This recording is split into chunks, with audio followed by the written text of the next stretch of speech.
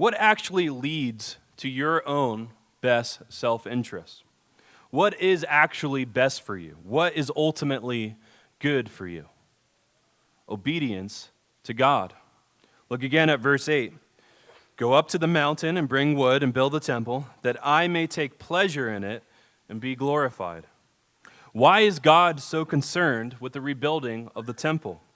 Why is he frustrating their work? Because they neglect the right worship of him. It's because he is the source of all that is good, and he is for them. He wants their good, and he earnestly desires that good to come upon them. And when it says there that he will take pleasure in the temple, it's not just regarding the existence of the building again in the land.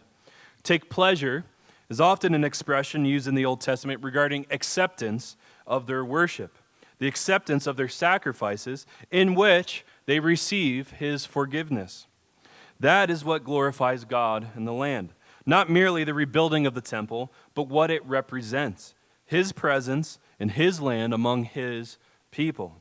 And their hearts then completely devoted to him in the obedience of worship. And so what this means is that God's glory and your good are not at odds.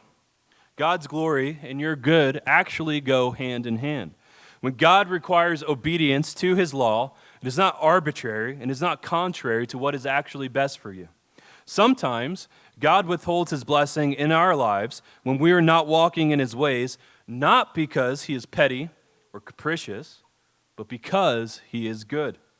He has created this world in righteousness, and righteousness goes with the grain. And so he will not let you prosper without first having your heart. He will not let you be satisfied with the work of your hands without you first raising them clean and in sincere worship to him.